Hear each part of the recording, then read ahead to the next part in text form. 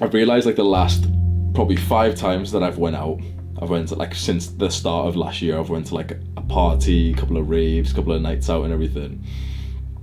And every single time, I'm mostly going out because of that excitement of like, oh yeah, I'll hook up with a girl, I'll kiss a girl, and I'll get some like validation and shit. And I'm tired of my sense of fulfillment and my sense of worth being tied to the attraction of drunk, degenerate women. And that isn't an insult to them because I'm a drunk, degenerate man as well. But if my sense of worth is going to be tied to other people, which I think it is. I'm not as good as all those people online that you see who says like they don't care about anyone else and that you should only do things. I'm not like that whatsoever. I'm not like that whatsoever. I still heavily, heavily value like relationships and love, family, friends, and women who I'm dating more than anything else. And so of course my sense of worth is going to be tied to them as well. But I don't want it tied to the people in this fucking environment. Because I fucking hate them, bro. I fucking hate that vibe. And there's this thing of like, if you guys go out, you'll kind of know this, of like, oh, but if you go out, you meet beautiful people. Shut up, bro. Beautiful people. Like, you'll speak to a drunk guy in the club, and the most that you'll get with him is being drunk in the club. And maybe, just maybe, you'll get each other's Instagrams. And maybe you'll go out to a club again. I don't want friends like that.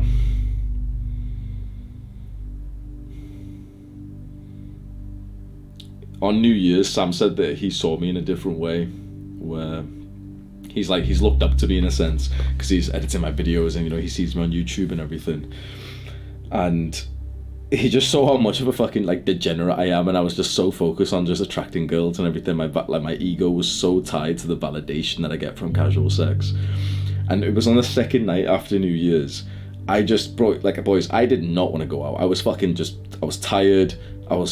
We smoked as well, and like I don't feel negative about smoking whatsoever. Like, it's the first time I smoked weed in literally like months. Don't feel negative about it. So I think some kind of like casual drug use isn't something which I'm so like crazy about right now, because I felt like positive about that. Like, yeah, I smoked with my boys, it was fun as fuck. But it was immediately afterwards where like I didn't feel like going to a club, but it was this idea of like, oh, but boys, like we might get bitches if we go out.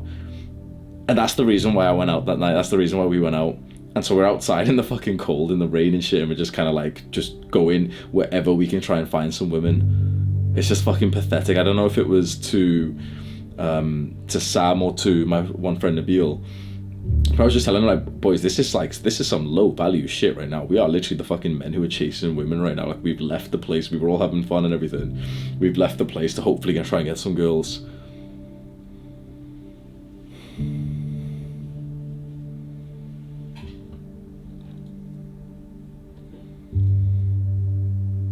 What do you guys think about that?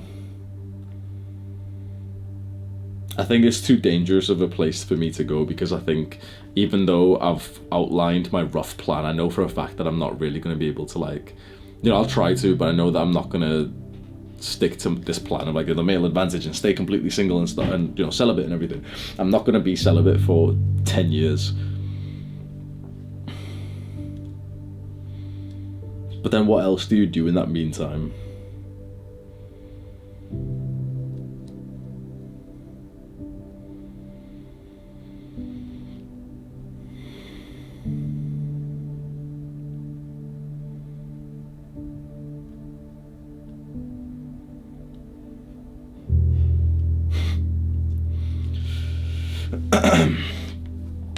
I deleted Tinder as well, Bumble and all this shit. I've deleted all that shit. I think I'll still be like somewhat dating, like, there's girls that I'm interested in right now. There's actually like a couple of girls that I kind of have like a crush on. I think for me it's incredibly damaging to have casual sex with like a drunken hookup. But I think I'm still completely fine. Maybe this is a quote, maybe you guys can tell me, but like I feel very motivated for, and I feel very open to like having sex almost like a sober connection. Does that make sense?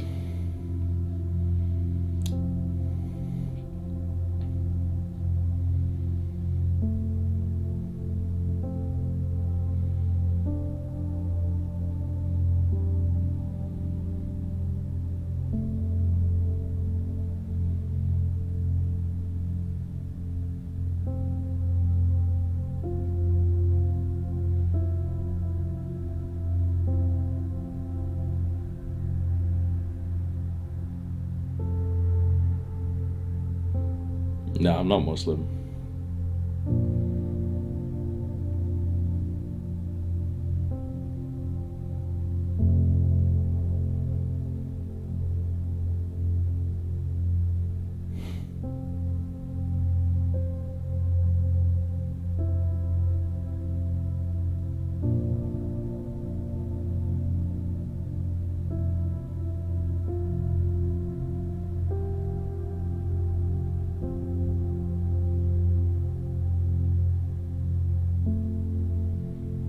No, I'm not religious. I don't know why some of you guys like come in to like answer the question, "Are you religious?" And they'd be like, "Oh yeah, he's Muslim." I'm like, "What the fuck? When did I ever say that, bro? When? Why would you think at all that I could be Muslim with how much of a degenerate that I am?" Nah, I'm not. I'm not religious at all.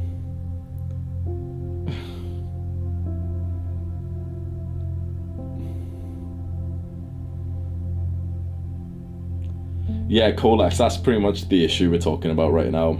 Do you think sex is even worth pursuing if you just want to fuck and then want the girl to leave? That's exactly the problem, I think. Do you know, over the past few months I've been debating religion and I've been debating like celibacy and everything, and one of the pieces of advice that Chris Williamson gave me, so I was on a podcast for this guy, and we were speaking about nofap and everything, and I told him my nofap advice is that, you know, like, you guys have heard it, like, you've been masturbating for many, many years, so of course it's going to take you a while to get onto nofap properly. You can't just expect to be straight onto it. You know, like, little guys see the 90-day challenge and they start going for 90 days and get upset when they're only a few days in. Yo, fuck this guy. Fuck you, Andrew. You're banned, bro. Fuck you.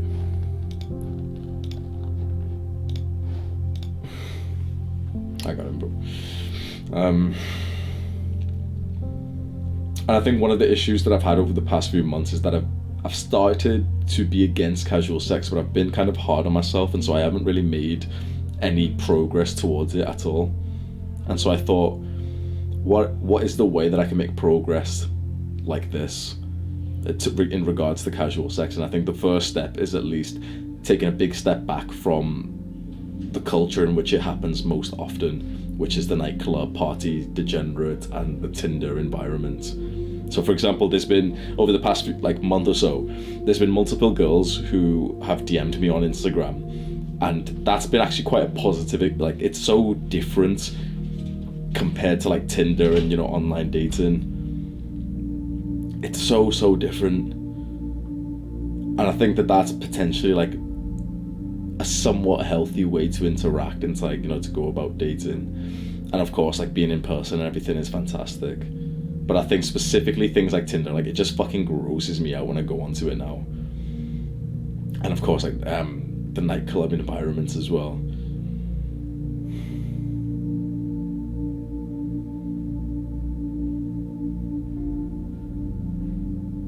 Nah, see, a lot of you guys are saying, like, I clearly need to find the one. Like, I completely disagree with that, and I'm so surprised that we're getting so many guys saying that shit. I don't believe in the one. I don't want to put it onto you because, you know, it's a very personal thing. But I think it's incredibly silly to say this shit of like, oh, you gotta find the one, Hamza, the one. The one doesn't exist. I've taken a big step back from the red pill and that type of lifestyle, but 100% I'm totally certain that the one doesn't exist. It's just silly, bro.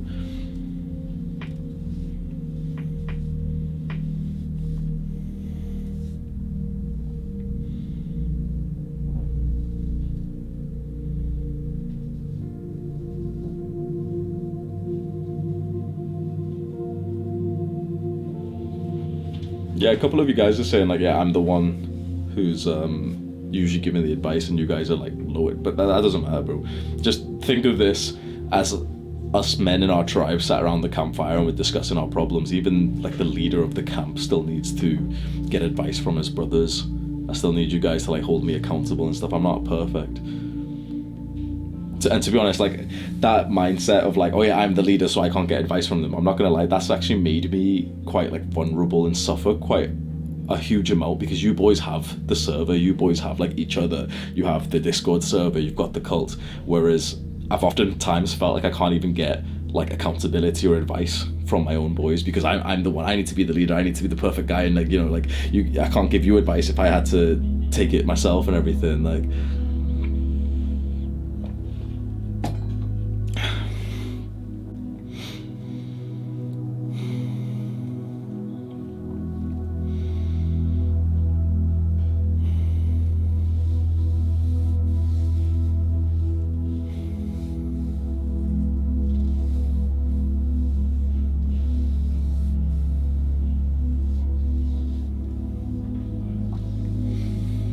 is there any reason to get into the degenerate partying nightclub lifestyle? Mate, I really don't even know. On one hand, even though I'm experiencing this right now, I'm still totally grateful for what I've experienced in that lifestyle, and I wouldn't change it, because it's that thing of like, you know, if you could go back in the past, what would you change? And it's a weird question, because if I did change it, then I wouldn't be here today. So I wouldn't have felt like the soul-breaking experience of casual sex and late night degenerate, drunken, drugged up hookups and everything. But then I wouldn't be here. I wouldn't be the one on this YouTube channel right now, because that was a big part of the shit that I talk about. But that being said, it's like, that's me looking in retrospect. Of course, you going forward should not get into like the drug party scene. You should go to parties. You should maybe have some hookups if you like really, really want to and stuff. But you shouldn't direct your life to it, unless if that's like what you're going to do with or without my advice here, which some guys are going to do.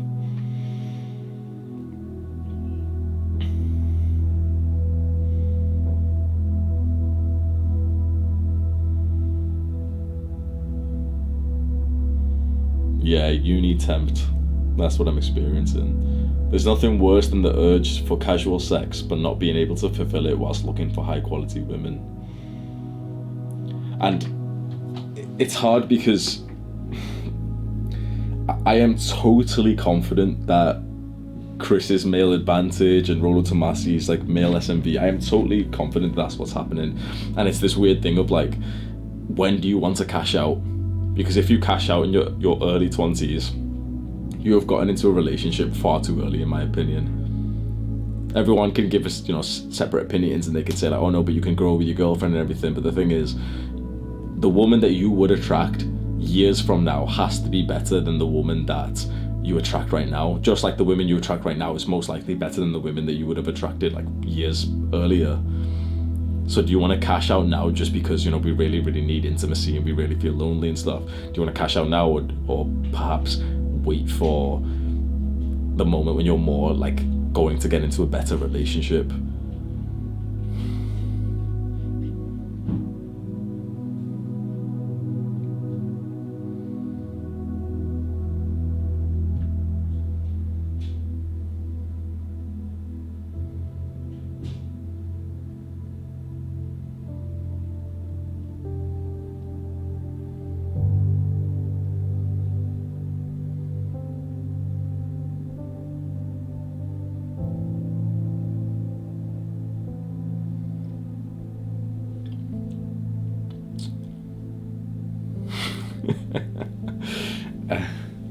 Cash out now and then cheat.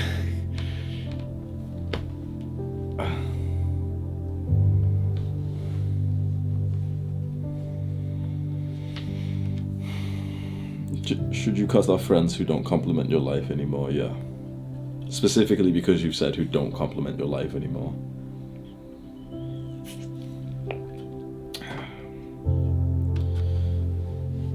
Yeah, I'm natty.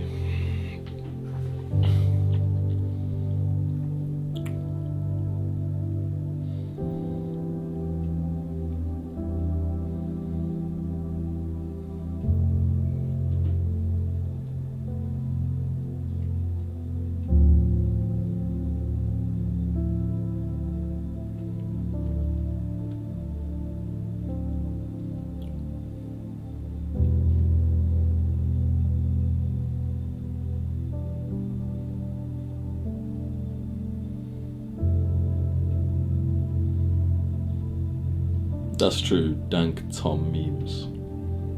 I feel like the goal needs to be bigger. when my goal was just to attract women in clubs, as soon as I got any amount of success, I felt like it wasn't everything it was hyped up to be. Yeah, that's exactly it, man. Where we live in a very sex sell society, and you're told that this is the most important thing, that this is the thing to focus on. It really hit me just a few days ago. I was journaling. I was just how much of my life has been directed towards sex, towards having children and a real relationship. Fair enough, 100%. I think that's worth it. But towards specifically having sex. I was gonna make a video soon on the main channel titled "Is Pussy Your God?" I think that's a very important question to ask yourself. Is it the most important thing?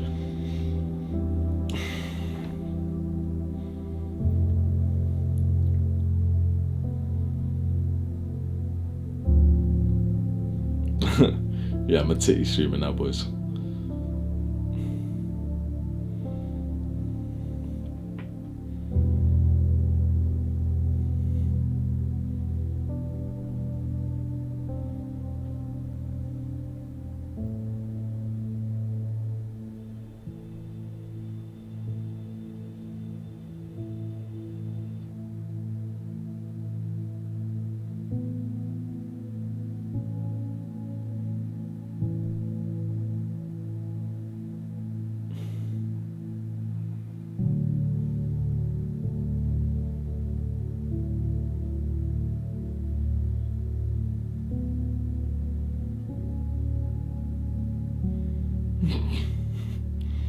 What kind of dumbass question is that? How do you stay productive whilst wearing a bathrobe all day? I get more work done. Fuck. I dropped my AirPods in curry sauce. Fuck. I get more work done when I wear actual clothes, or maybe I'm just bitter. You sound like an idiot, bro.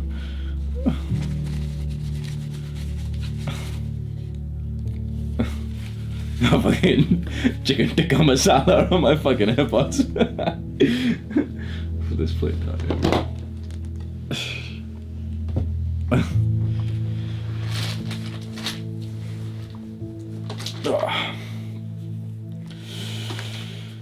Yeah, a bunch of people ask about my bathrobe recently, like, oh, why'd you put it on for the videos? Like, bro, I don't put anything on for the videos. I don't fucking dress up to make a YouTube video. This is just what I'm chilling in either way.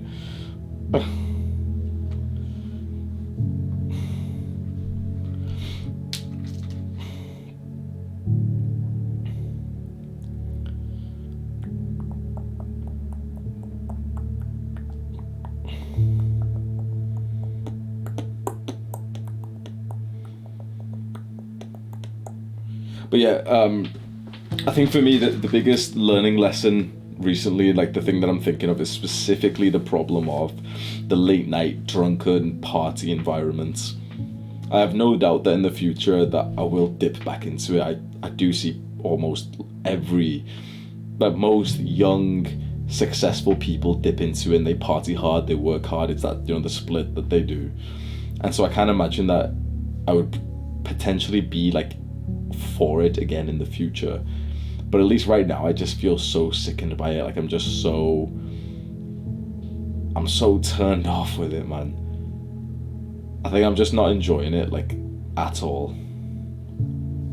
And the fact that I still do it is simply just because of this idea that, oh yeah, but if I go out, then maybe I can pull a girl, and that gives me like a sense of worth.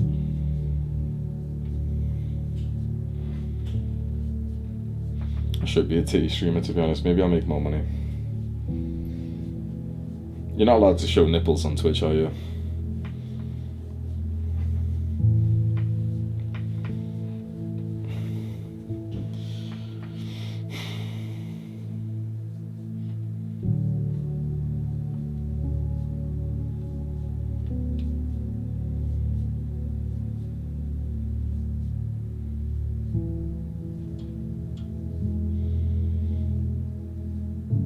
Nah, Unitemp, that's a code, bro. The word that you've used there is complete bullshit. Should I not invest my time in the party scene? It's not an investment. You can cash out, like you can enjoy the party scene, but don't think of it as an investment.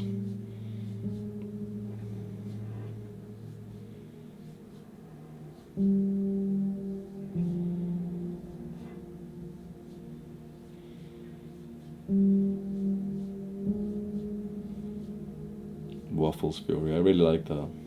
What I realized from learning salsa is that if you find demographics that suit your fun and truth, then you can get those same things you get from a degen lifestyle, but in healthier ways.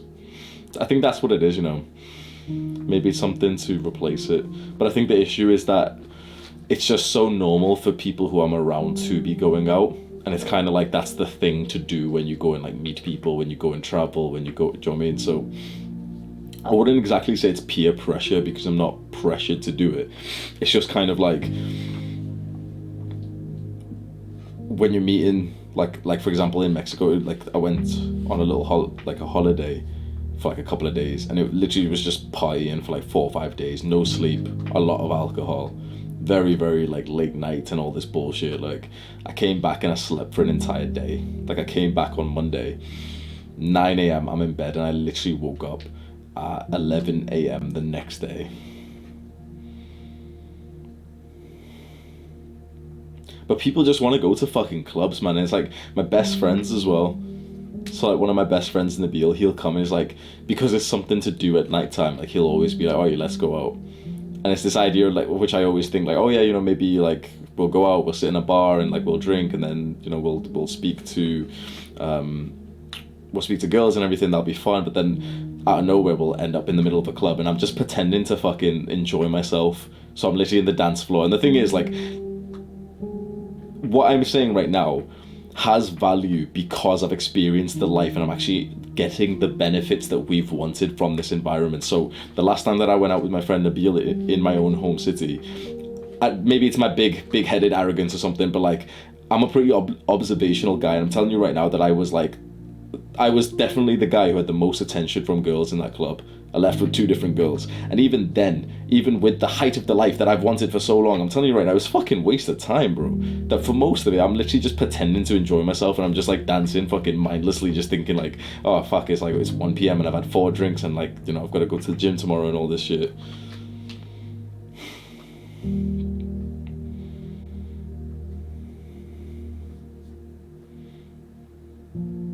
It was on that same night or one of the other nights that I realized you're just a consumer. Like, you're just a consumer. Girls go there, and the reason for girls to go to a club is for the attention that they can get. And the reason why guys go to the club is for the possibility to get one of those girls. You might have a small dick and you might say, oh no, but girls don't have, I don't put on makeup. Shut the fuck up, okay? Just shut the fuck up. We know why girls go there, we know why men go there. Shut the fuck up about anything else. We know why girls go there for attention, and we know that why guys go there for the possibility of having sex with those same girls. But the thing is, that environment is not even set up to help you anyway. It's not even like an efficient, effective environment to, 1, even have like the sloppy hookup sex, but 2, to obviously like meet someone who's actually worth meeting. But having said this, like, for a long time, that was literally the only way that I was attracting girls, because they had to be that's kind of sad, but they had to be fucked up 2 a.m. drunk to kind of meet me and like want to sleep with me, because I was a fucking degenerate as well, and I didn't have like much of a personality. Now it's starting to feel like I don't need that shit like whatsoever. I don't even feel like I need Tinder right now, honestly. With how much like Instagram has just completely changed the game for me. Like now that my Instagram's like popping, and it's been like girls have been messaging me first and everything, I've been organizing, like not even me, they've been organizing dates with me this way.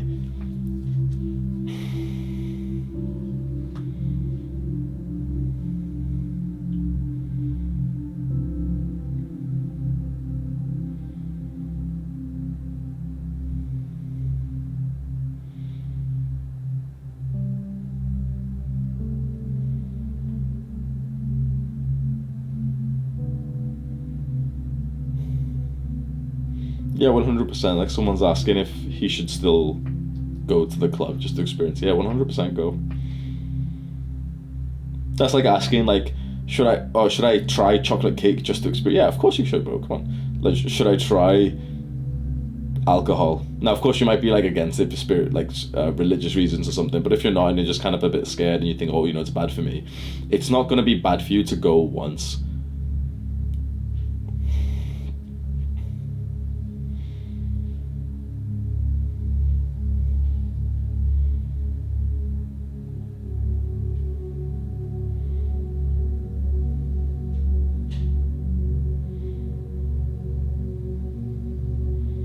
Now I'm moving out at the end of this year. Tomorrow's video is about moving out, and I just say, like, a lot of people ask me why don't I move out yet because I'm making money and everything. I just think it's stupid as fuck to move out as soon as you're making money. That's what normal people do. When I'm making more than 50,000 a month, that's when I'll move out. Because I'm not moving out to some fucking random street in like some random city that's like a nobody place. Like, if I'm gonna move out, I'll move to the best place in the entire UK, which will be in London.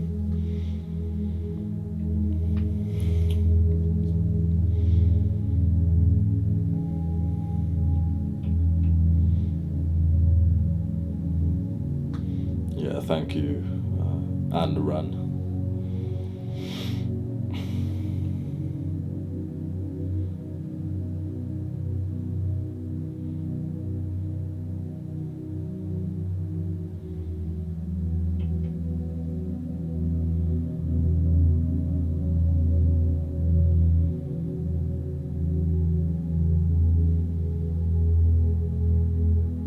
Yeah, good man, Grand Marquis.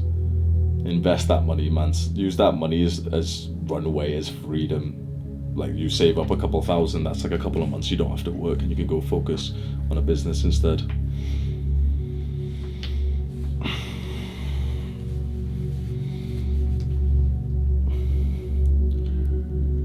The playlist on Spotify is just called Peaceful Meditation. It's like a very, very big playlist, just peaceful meditation.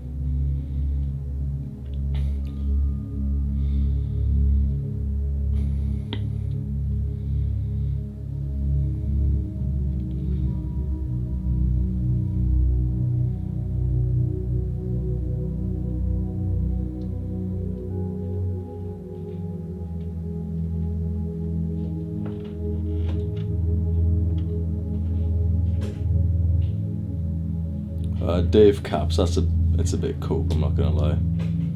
You're not gonna like see the world and grow as a person in 1 month of like traveling. What you're really saying is you're saying it in like a little pussy way, but what you're really saying is that you want 1 month away from your family so that you can go stay in some place, party a lot, and hopefully sleep with a couple of girls. Like, have some respect and speak the truth with us. That's your true intention.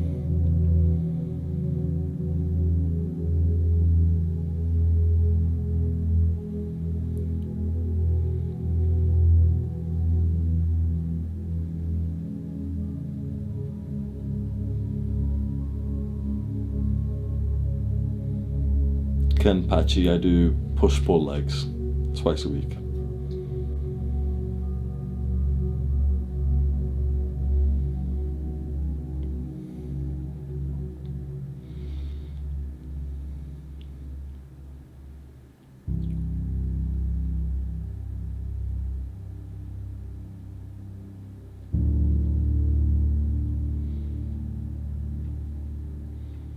I'm not gonna ban you, bro. You can sit here and fucking watch me flex my chest.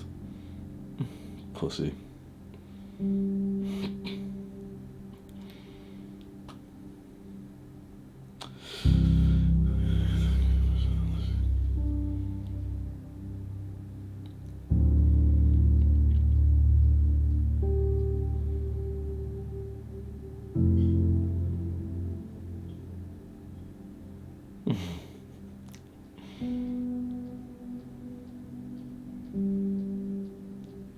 What's my sources of income? Do you only make money off YouTube, or do you have any other income?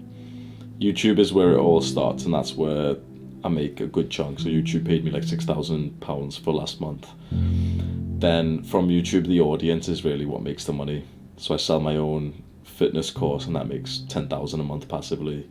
Then Skillshare pays like $3,000 to $5,000 as well, pretty much passively as well. I just have to mention Skillshare a couple of times. Then there's some like random stuff. So it's been a passive, consistent 20,000 a month for the last like 3-4 months. It's big bucks, isn't it, boys?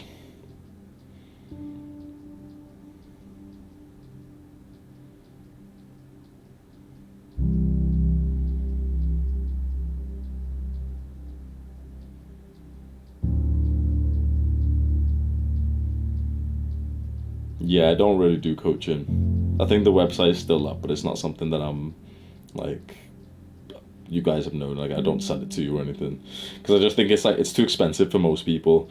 The idea is that if some millionaire wants to speak to me, which every now and then there's like once a month, once every 2 months, there's some guys who are like millionaires or artists or all this stuff. They'll pay 1,000, 2,000 an hour whilst just having a chat with me, and it's usually just about diets. So the website is still up for those guys.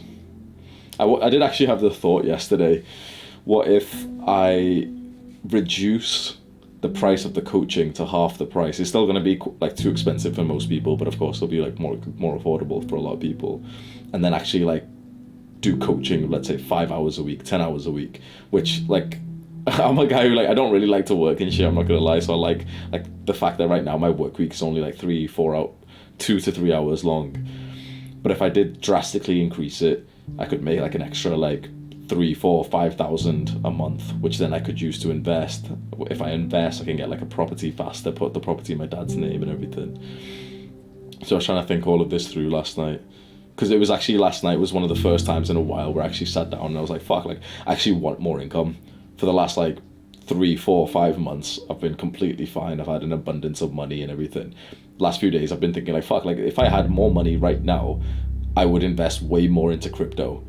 I would expect like explode the money within the next few months, and then I want to put a property in my father's name so that he can have that as like a kind of like a job that replaces his current job, because he doesn't like his job, and that would be like deeply fulfilling for me.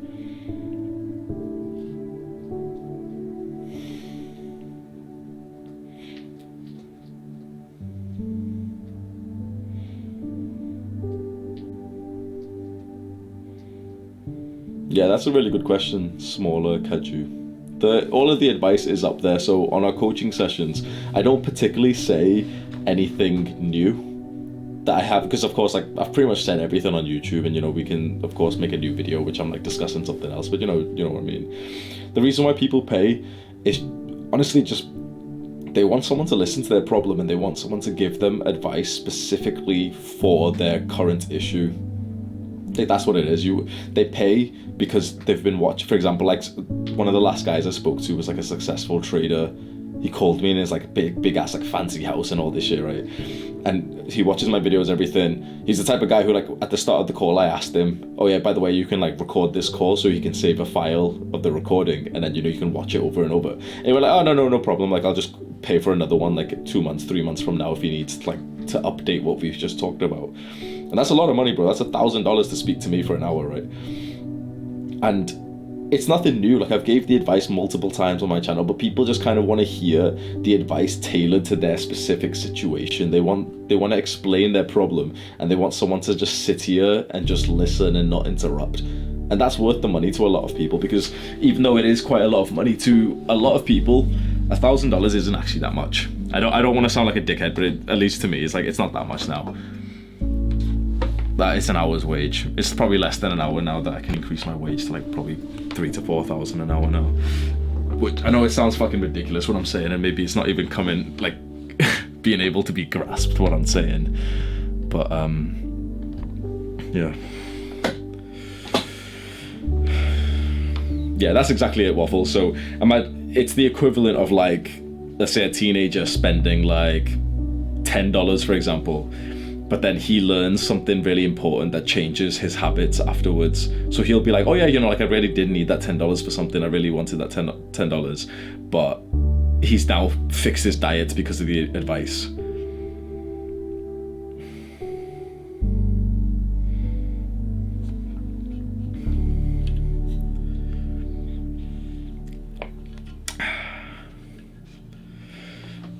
Jacuzzi shroom.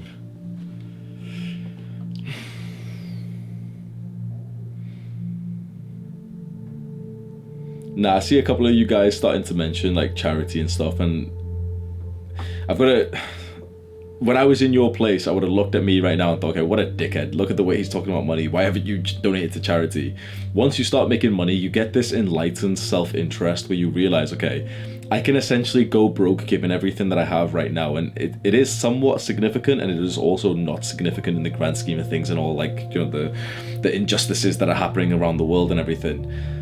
The enlightened self-interest is this mindset where if you help yourself first and you prioritize and you stay selfish, you can help way more in the future Does that make sense? So imagine I've saved up, let's say for you, right? You've saved up £20,000. I could say that you're a dickhead, or one of these little PC hairy armpit girls could say that you're a dickhead because you won't donate some of that to charity. But what you could do is invest it into yourself, make your own business, make your own products. The 20,000 turns into 100,000, 100,000 turns into 1 million. You know what I mean? You get really successful. Then you start donating a 50k every couple of months. Does that make sense?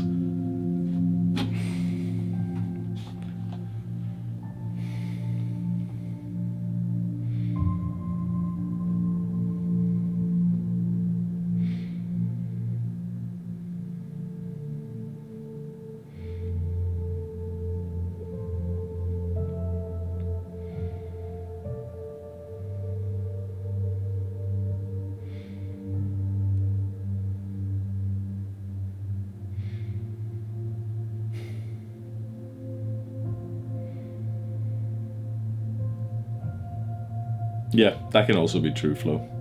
It could also just be a cope and just be get everyone off my back quick and like enlightened self-interest, guys. I'll donate when I'm rich. Like, yeah, and that's also very true. It's a very unpopular opinion, but most charities are fucking trash. I remember that to be true, and I remember watching like documentaries and stuff about it years ago. I don't know if it's still the case, but now with the advancements of like online income and influencing and everything, it's a lot better to not donate to charities generally and to do your own thing. Not only do you get to personally affect the person and you ensure that some broke person in front of you, or like you fly to a third world country, for example, I'll go to Pakistan and I'll help the people there, buy them stuff and everything, but then you also get the personal huge level of fulfillment from that, which is your own like selfish benefit as well. But that's probably highly motivating as well. Like, let me ask you boys a question. What do you think about the videos that you see on YouTube and Facebook where it's like the guys giving people, like homeless people, money? Because oftentimes there's like two comments underneath. They're like two types of comments. One is like, oh my God, he gave the homeless person money. That's so sweet and everything. And then the other type of comments is people saying like, oh, but like if you really wanted to help, you wouldn't record. What do you guys think about that? Like the second person saying like, oh, but you shouldn't record the person like giving the money and everything.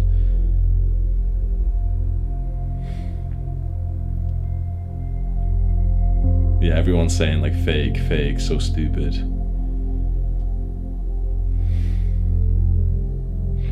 Clout chaser. Fake kind of people. Yeah, I'm very surprised that people are so mixed on this. I really don't understand why people don't really get. I think it's like common sense. Like I think I'm coming from a creator, right? But I've always been so surprised that people are so against someone recording, because it's like that's how the guy makes money to do it. Either way, the homeless person gets the benefit. Let's say okay, the guy's giving him like $50 and he's recorded it, right? Either way, the homeless person is getting the money. Not only is the creator now getting the money, that now he can get more money to give, but also more people are seeing it, and of course whatever we see we start to emulate and everything, so more people want to go do these like challenges and everything. To me it's entirely positive. I found that it's like the small dick attitude of people who are sat here who aren't actually charitable, who are saying like, oh, they shouldn't record, they should just do it if they wanted to help. But it's like, shut the fuck up, bro. Like he's gave more money than you have today, bitch. The fuck? Like I don't give a fuck if anyone finds this like weird, but bro, if I'm giving like something to charity, something like, I'm gonna record it. Of course I am. What the fuck? That video is gonna make me as much as I was probably gonna give anyway. What the fuck? 100% I'm gonna record it, bro. Like me and the homeless guy are gonna be doing fucking like, I'll bring him to the gym and shit with me, bro.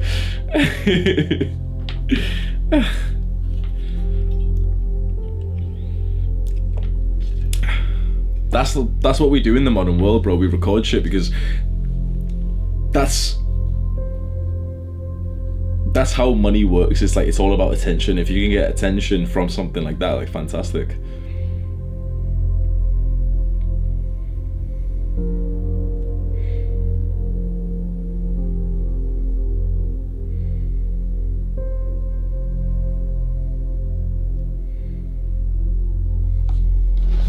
Oh, Sam sent me a video of him masturbating.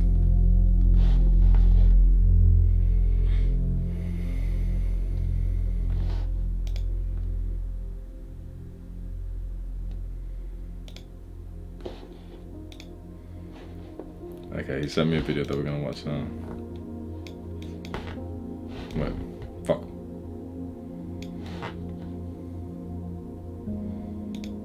Okay, do you boys see my screen? I haven't seen it, by the way, so I don't know what's gonna happen. Fuck. Bitch, just stay there. I need to still see the comments, you know. Did you guys see the screen? I think this is the rave that we went to last time.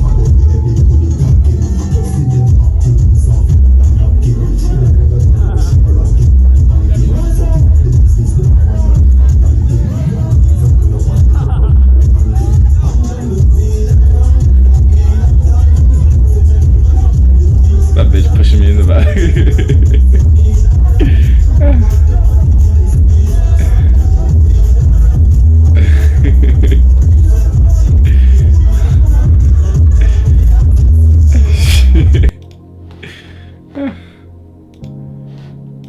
Yeah, I was on pills that night.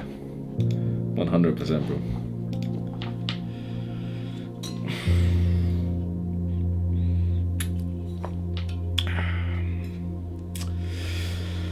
Yeah, I'm just about to start writing now. I was supposed to start writing at the start of this year. I feel like a little bit of a Jeffrey, but I'm releasing a novel in about July time.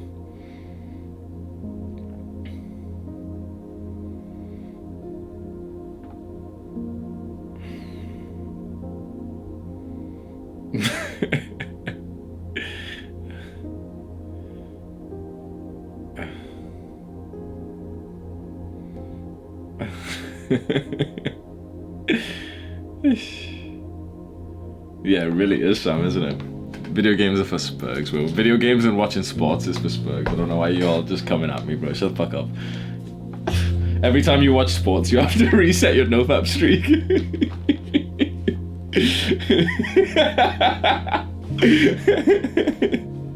You motherfuckers got angry. I didn't even look at the comments. I just saw the amount of dislikes of that video. I was like, I'm not looking at the comments, bro. That shit will hurt my feelings, bro. No, but the thing is, it is 100% true. I don't know why everyone's getting fucking angry as shit out of it. Oh, come on, Dave. Let's go watch the footy in the pub, lad. Shut up, bro. Like, you are a bit of a fucking Jeffrey if you watch sports, bro. I don't give a fuck what anyone saying about that shit, bro. The only way that I can see that it's like valuable is if you play the sport yourself and you're almost looking in terms of like a different kind of training.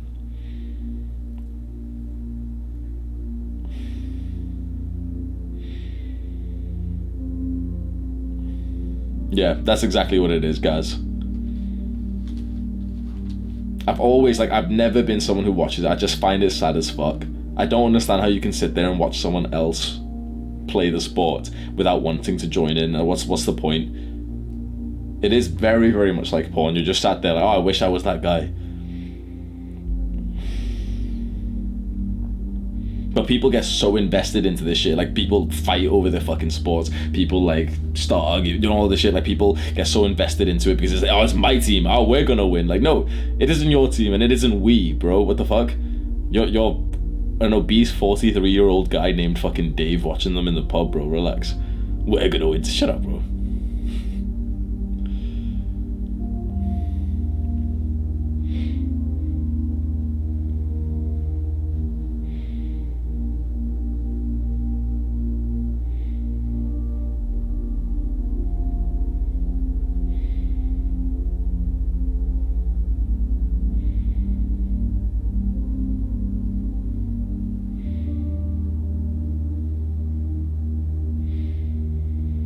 No, I would say that's very, very different, Log Dog. I wouldn't say the majority of people who watch my videos sit here watching me thinking, oh, I wish I was Hamza. That we don't like work like that.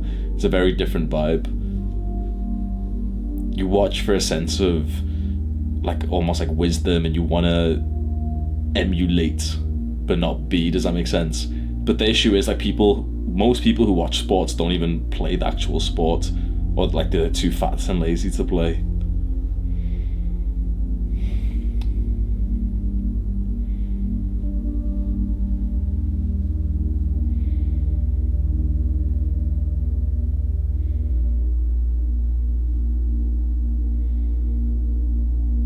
So it is. It's exactly like it's. So do you guys see my point? It's exactly like porn. With most people, most guys who are watching porn don't get pussy, and they sat there like, oh, I wish I was the one getting pussy right now. Like, haven't seen you in a while. How you been? Last couple of second channel vids have been nutty. Enjoy your night, G. Curse lit. What's up, Spoods? Yeah, man, I haven't been streaming, bro. I was hoping you'd show up on this one as well, bro. Just give me more money, bro. I'm pissing all these people off, telling them that watching sports is just like watching porn, but they're still disagreeing with me.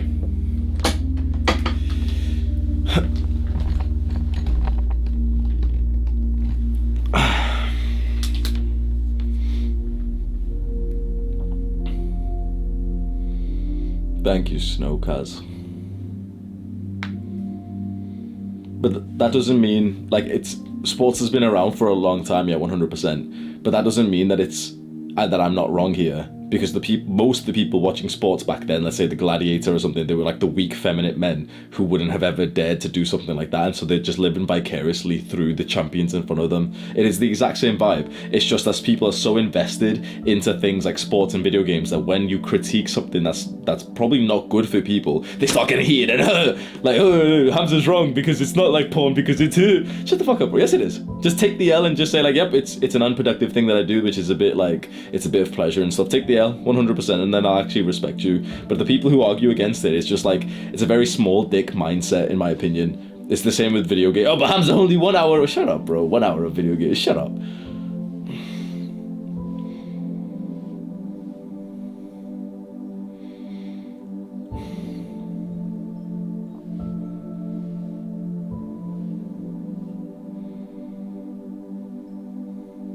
Is this productive? No, fuck no, bro. What the fuck? You just sat here just watching a guy in a bathroom, bro.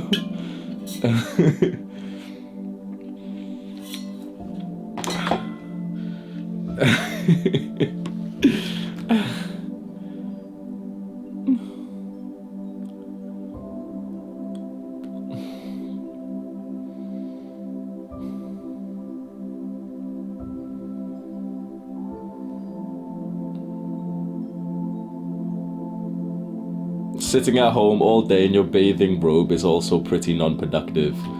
I could sound like an arrogant piece of shit, bro, but I probably make more than your entire family put together sitting at home in my bathrobe, so shut the fuck up, bro.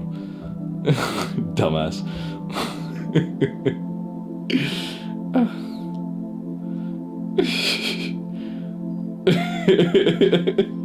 Don't challenge me, bro. Come on, man.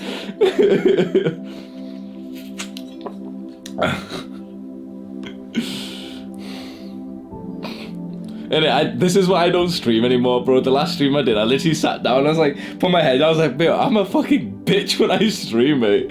I'm just nasty.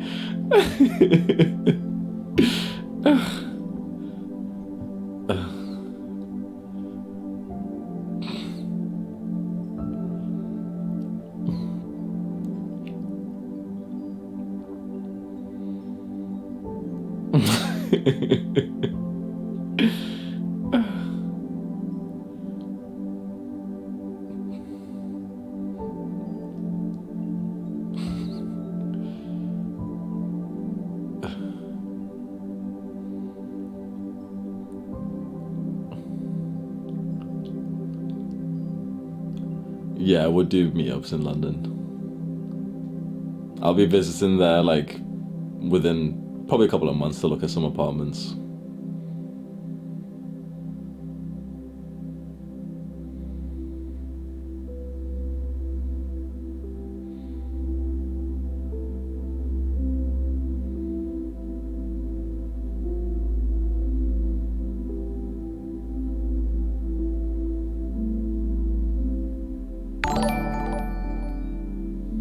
Big man. Oh yay, by the way, I know you're not into crypto much cause most of it is just dog shit coins, but I highly recommend checking out Richard Hart.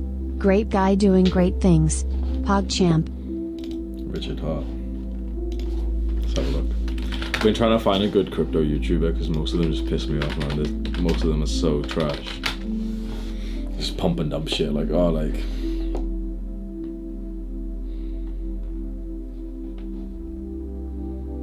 Yeah, I'll go through some of his videos.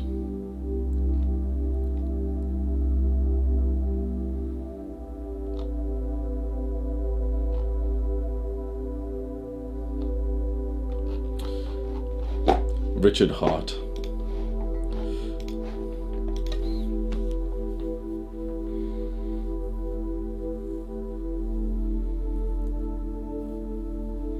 Do you think everyone should have a creative output? Yeah, why not? It's not something that I'd do a big push for or anything, but I think it is very valuable. Once you've got the foundations checked off, there is a huge sense of fulfillment from that.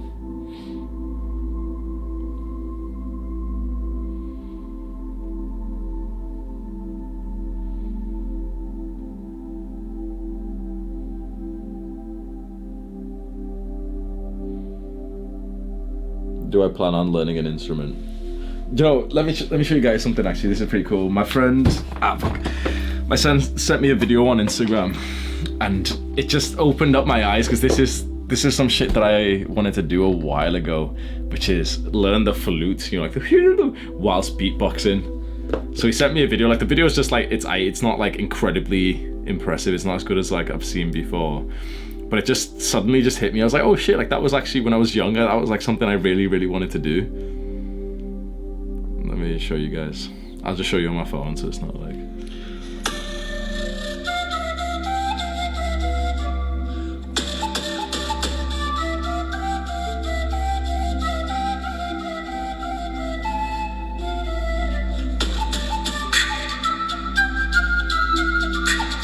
Yeah, that is pretty sick, isn't it?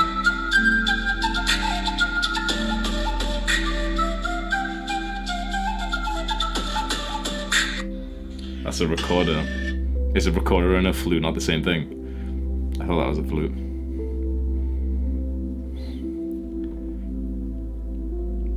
What's a recorder?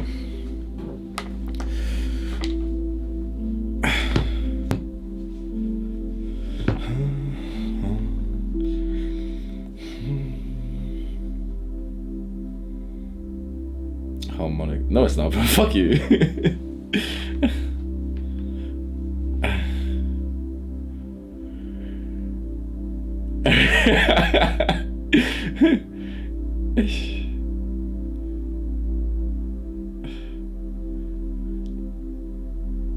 I got my height measured by my doctor, like that little scale thing outside. I went to do like a sleep experiment, and I saw it and I asked, oh yeah, is that for height? And she said, yeah, and I went, oh yeah. So one of my friends doesn't believe that I'm 6'1", so can you get a video of me stood on it? Because Sam keeps saying that I'm not 6'1". So I got a video of me stood on it. And like, I must not have been like stood up straight or something. I was like 5'6". Just my upper body looks kind of long, but you don't see that when I stand up. I'll stand up right now and I'll literally be like the same height.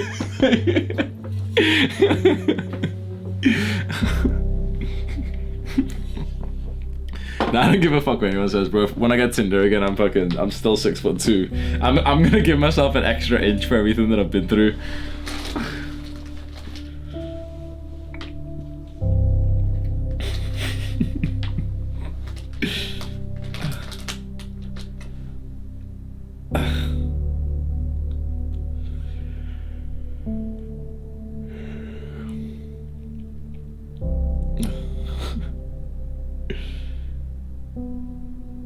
Adonis branded gym gear. That would be a big move, I'm not gonna lie.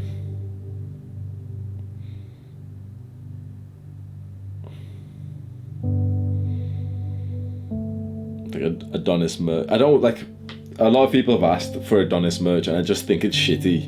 I'm not gonna lie. Like, you guys have seen, like, I am an entrepreneur and a businessman at heart, but I try not to be a salesman. Does that make sense? Like, I don't constantly want to be selling you guys shit, because I get pissed off when I like click on a YouTube video and motherfucker's trying to sell me something. It's a bit cringe. It just pisses me off. So I try and do this thing that a bigger YouTuber than me has said, and he's gotten the idea from Gary Vaynerchuk, which is kind of like jab, jab, jab, jab, jab, hook. The idea is like, you give free value 50 times first, and then you like try to offer them something. So it's one of the comments that I really appreciated. I think I said this on a video, was someone like some discussion. I wasn't even involved, but I just kind of read like a discussion of people, and they were saying that, oh yeah, like Hamza doesn't sell us his products anywhere near as much as he could do, and that's exactly what I've tried to do. Like I don't want to sell you bullshit. I could right now be telling you guys, oh, you know, my coaching's so good, you could buy it. I literally said to you before, like, it's too expensive for most people. I could have made merch.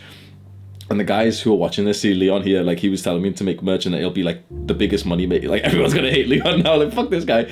That it'd be like one of the biggest money makers that would do. But it's like I don't give a fuck, bro.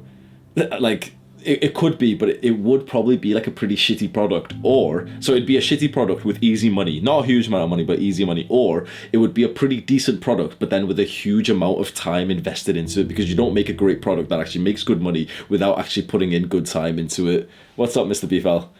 Long time, bro.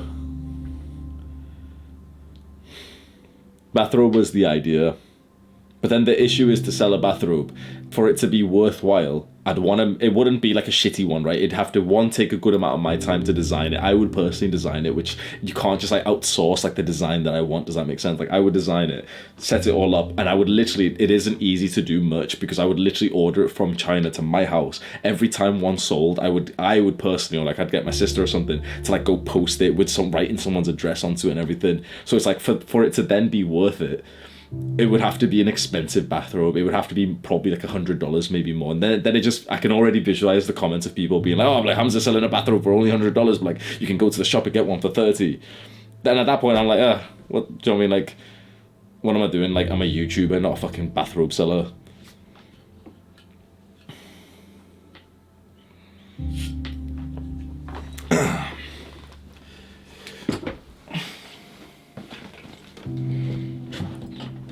So I'd rather focus on the things which has the highest point of contribution, which is literally just the videos, and I'm also doing that book now as well. Like I won't even lie, I've been a total fucking Jeffrey with the book. Like I was supposed to start writing it at the start of this year, and I've just been like delaying it with this idea of like, oh, you know, I don't know how to start and everything. But the idea is that once that gets released, that's going to be another 5 to 10,000 a month. The second channel as well that I made, it wasn't even supposed to be for money. It was really interesting. It wasn't supposed to be for money. I literally just did it just to record these videos and upload it. It's making an extra 3,000 a month as well.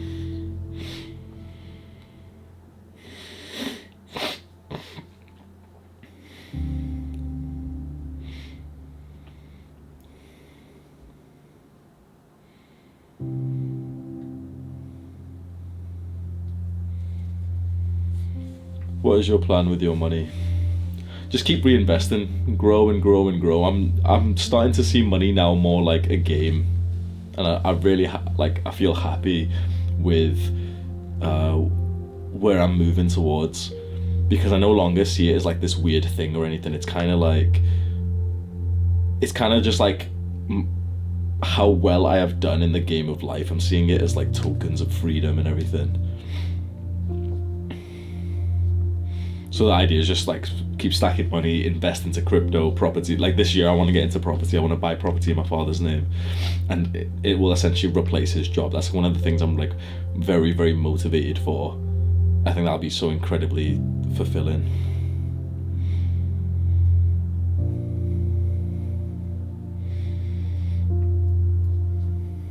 Titties are getting kind of big recently. I've really been focusing on chest, looking kind of wide.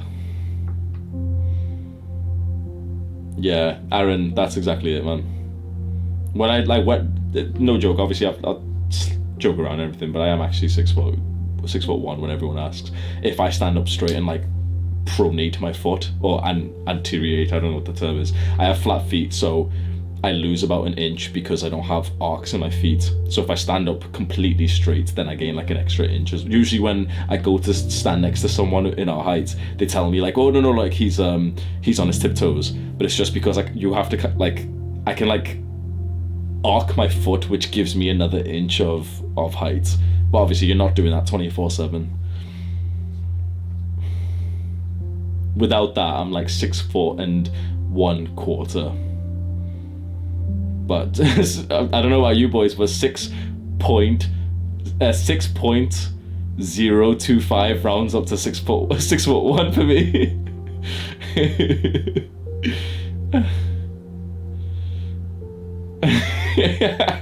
And 6'1" rounds up to 2.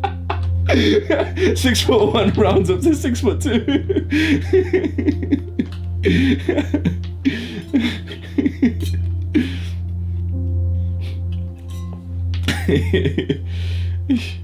Yeah, I've got some insoles now, bro. But you know, recently I've been wearing barefoot shoes, and I think they're better as well. I was gonna make a video for you guys as well. The research is impeccable, boys. Barefoot shoes, like, you're not supposed to be wearing like fancy Nike trainers or all this bullshit. That's the cause of so many people's knee, ankle, and back pain. Barefoot shoes, they're kind of ugly, but like once you get into them, like I don't even want to take them off now. It seems like it's strengthened some muscles around my calves that I didn't even like realize it would do, just because you don't have that support. So you really have to like do like, you know, move some shit. I'll make a video for you boys. I think it's something to like really get into.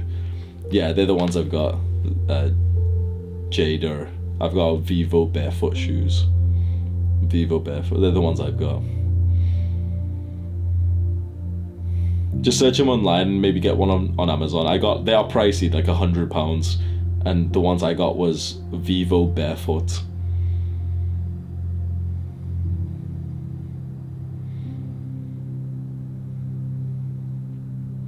They're barefoot shoes that don't have any soles, and the idea is barefoot is how we were supposed to be moving. We're not supposed to be wearing trainers that take off all the impact of the floor and give us like a huge heel and everything. Obviously it kind of takes away like the black pill benefit of wearing like some big fucking high heel shoes as a guy, so you lose like an inch technically, but it's way better for your health, it's way better for your joints, it's way better for your posture and everything. And I bought them and just didn't use them because they don't look as good as normal trainers, and you know, the height and everything. But then I just realized, like, bro, like what the fuck I'm going to the gym like thinking like, oh, you know, but my trainers look better. Shut the fuck up, bro. I'd rather just get better knees, get better like lower back and everything.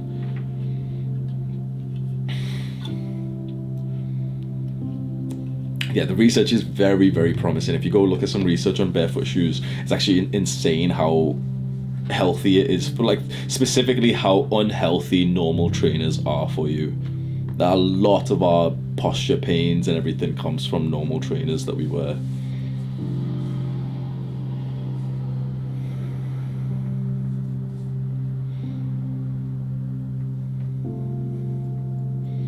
Flex my muscles. Yeah, that's it, Tara. Without the insoles, it is actually healthier, and more people actually say that that's what helps your flat feet more than actually using the flat foot insoles.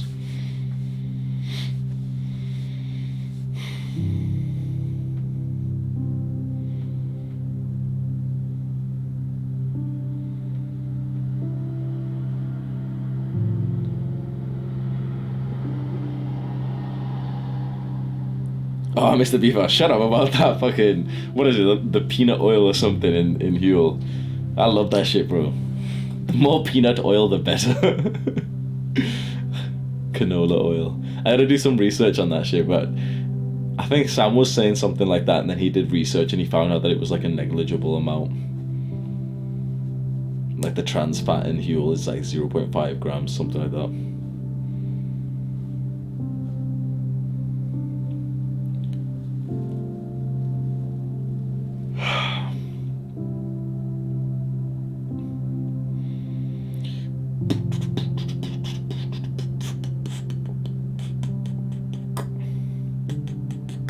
How much you earning at the moment? Probably just over 20,000. It's went up the last like month or so because we've been uploading more videos. So YouTube paid me 6.6 thousand for the last month. I realized, like, I had a look on AdSense as well. Didn't even realize this, but the US has been doing like a 30% tax holding. So I was supposed to get paid like just under 8,000 just from YouTube AdSense last month, but it was like 6.6. So I have to get like, I've updated the tax issue now because I was getting taxed 30% from the US and then also would be taxed in the UK as well, which is some fucky shit. You boys don't realize how like cucked taxes are. Actually mad. Especially like once you get into that higher tax bracket, it's actually insane that like if you try and make more money, you literally just kind of You don't, because you're being taxed 40%, 50%, 60%. This is why, you know, you've always heard of like rich men who like hate taxes and they're trying to figure out how to like not pay taxes and stuff. This is why.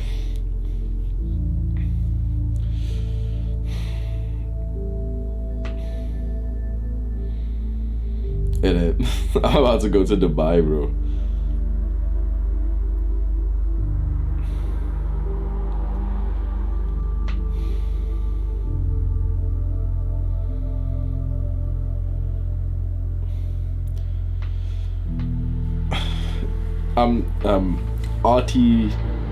Artemis786, can you teach us how to do taxes? School don't give us that advice. I'm totally for like fucking the school system and, you know, telling them to shut up and I'll teach you guys, but to be honest, taxes isn't something that you kind of like need to do. Now that I realize how they are, it's like you don't really need to think about it like at all, because when you're employed, when you have a daddy, you're employed by someone else, then your taxes are just taken out just automatically, so you don't need to think about anything. It's only when you're self-employed, and when you're self-employed, just get an accountant. Just pay the fucking accountant, bro. Like, if you value your time, why the fuck would you be the one learning like this other thing when you can just pay someone who's already done it professionally for years, and you focus on your like videos or your content or whatever you're doing? So I just have an accountant and I just leave it all to them, and just straight away I got the accountant. They set up with like a limited company, half my tax rate and everything like that.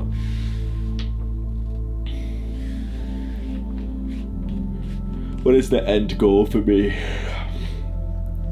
It's very hard to say, man.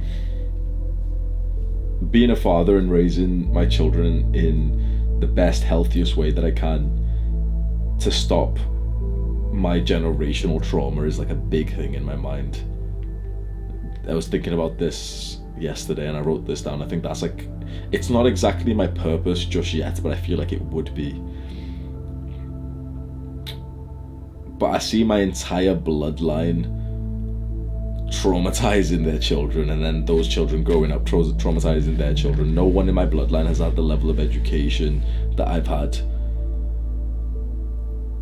and I'm gonna be the one to stop that. So that's a very, very beautiful goal for me.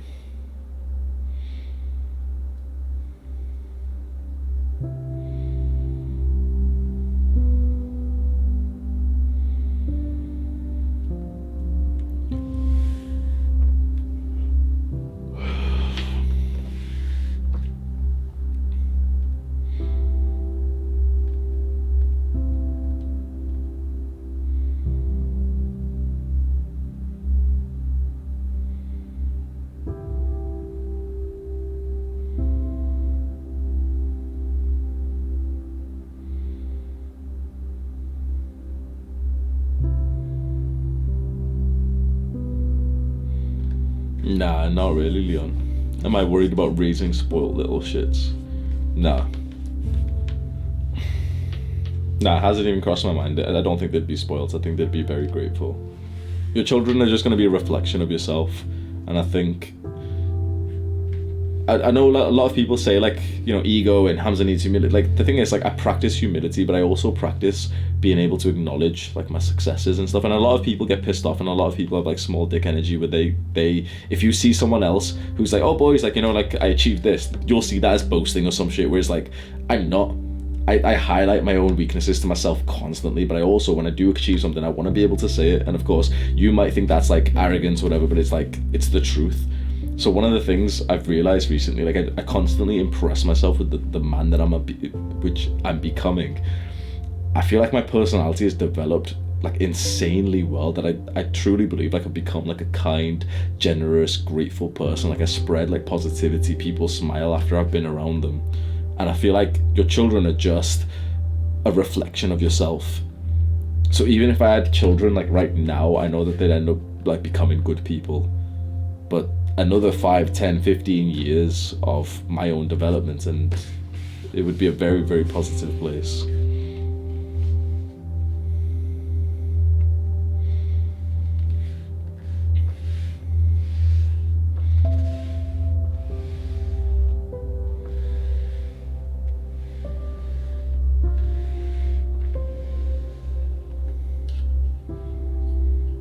Yeah, let's just change that one onto private mode.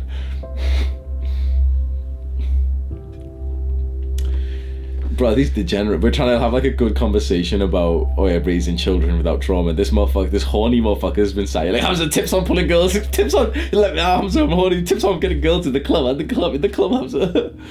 Fuck, bro, relax, bro. Bro, honestly, just go jack off, bro. Literally, I think for someone like you, you're actually better off not being on NoFap, bro.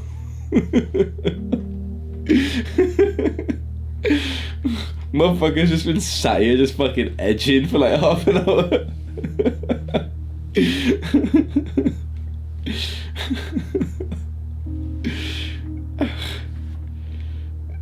God damn, bro.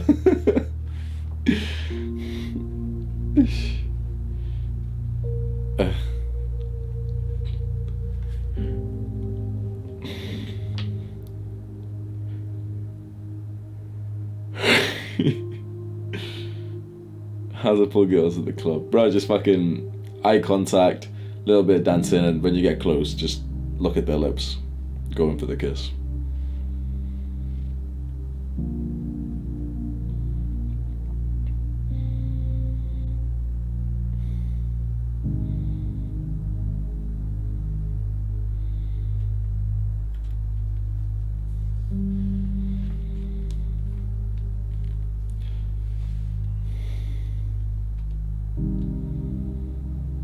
That's a good question, Mohammed. A lot of men in the modern day don't think about that at all. Like, how many kids should you have to continue your legacy? And a lot of us live like this very, very effeminate life where we don't think about that. We don't think about like conquering and colonizing. I just watched a podcast with Andrew Tate. And as much as like you can see him as like an arrogant guy or whatever, I think we have like a very similar personality style. And the guy's like a modern day fucking like masculine man. He like, you know, he's ultra successful and everything, and one of the random things he said, like, yeah, he wants to have like 20 children in the future. That's a very, very like masculine desire in my opinion.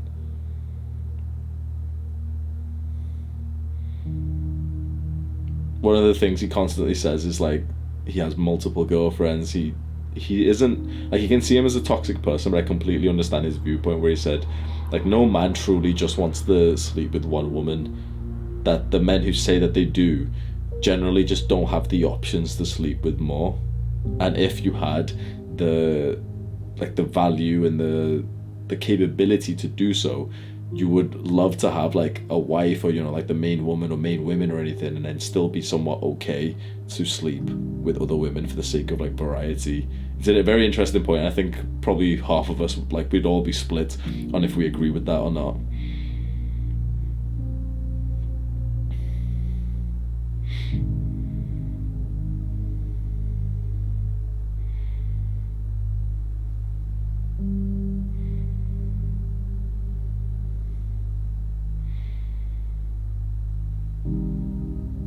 See, Meepert, so the idea, Meepert has just said, how can he properly care for the kids or choose the ideal women for those 20 kids?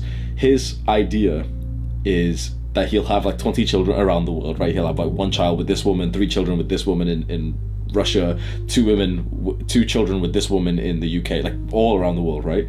And the idea that he, in my opinion, has correctly said is that it is not a father's role to be around the child 24/7 as a mother should be. In the modern world, that's what we think. We think, okay, a man and a father and a mother are exactly the same. They should be doing the same thing, you know, equality and like equal house chores and stuff. That is not how we've ever raised children before. The way that he says it is that we respect the father who, at the very least, has to provide. He provides so that the mother can be like a full-time mother. She doesn't have to go out and work in dangerous places or anything. He provides. But then the father comes almost like in intervals to teach the child something. Not to be around 24/7 to like do the sort of mother tasks, which he said, which, to be honest, I totally agree with. I totally agree with that. And it's very, very interesting because the father of a lot of animals does not stay around 24/7. But in modern humans, they kind of do, if it was like somewhat allowed in the sense, right? And it's also interesting of what happens to our hormones when we do that. You pretty much castrate yourself in your testosterone levels if you stay around your child a lot. Like your testosterone, the biggest dip you will ever experience in your testosterone is not with age, it's with childbirth. The biggest dip is when you're around your child much. Is that not like somewhat telling us something? What if the woman was set up in a way that she was safe because she was provided for, she has a safe house and everything. The man goes out for the hunt, comes back like hours, days later, weeks later. It's interesting. Obviously, there's 100 different things to discuss here, so I can't give my total opinion because it's too much to think about. I only just watched the video today, but it is a very interesting mindset, and it's very anti-modern times, which I'm always for that. So I don't think we're doing many things right in the modern day. Boys and girls are being raised in a very fucked up way. So whatever is happening with parenting, whatever is happening with the family is wrong. We must be doing the wrong things because so many young people are being raised in the wrong way. So many boys are growing up just fucking cowards and pussies. Because they don't see a man who's actually masculine in their lives. They should, the ideal relationship a boy would have to his father is that he sees his father going out and conquering, and every now and then it's the boy wants, it's like those old movies, even kind of like Lion King, where the boy desperately asks his father to join on the hunt, and his father keeps saying no. Eventually the father brings him and shows him how to do everything. What if the father's just there 24/7 fucking wiping butt and shit? Then it's oh yeah, you've got two feminine parents. Yeah, 100% homeschool. I'm homeschooling my children, bro. 100. That's one of the big reasons why I'm making money right now. Homeschooling, best tutors, all that shit. I can't think of another way to raise children. I think it's very inhumane to have children and put them through the education system. I think you've got to be a bit of a dick to do that, in my opinion. Why the fuck would you want your children to go through the system? Why would you want your children to be average?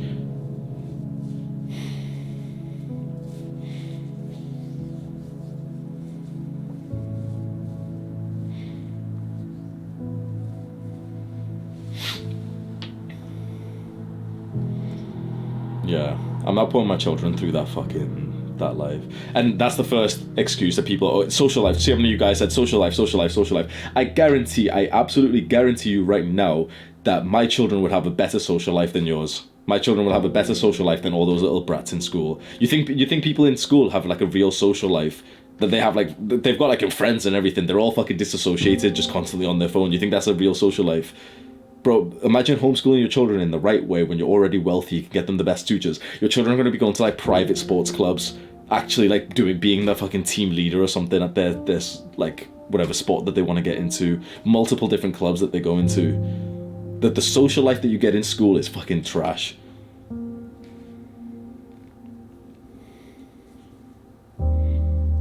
Why, either way you're saying social life, but it's why would you want your kids to connect with the other kids in a normal school, the other kids who have been raised by fucking normal people?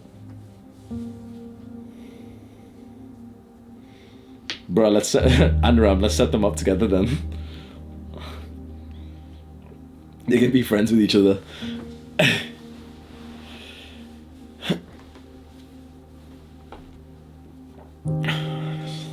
Miss out on living with people.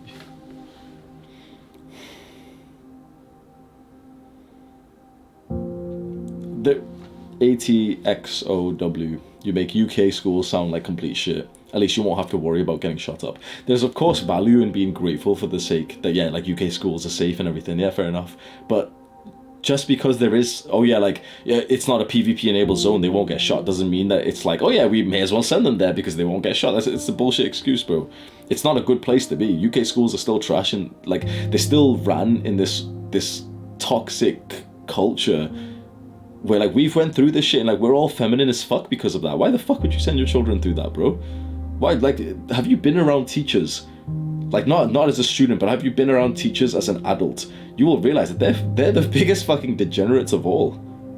They're total alcoholics. They've got fucking problems. Why would you want your fucking children with them, and you want your children with the rest of the class? Fuck that, bro. The idea, like, obviously this could be like a dream, like a fake dream, and maybe it'll go completely different, but of course a man can dream. My idea is, like, set up that perfect life, that the very, very good life, let's say not perfect, but the very, very good life where financially we're all set, and then the child goes through like a very healthy, natural, old school upbringing.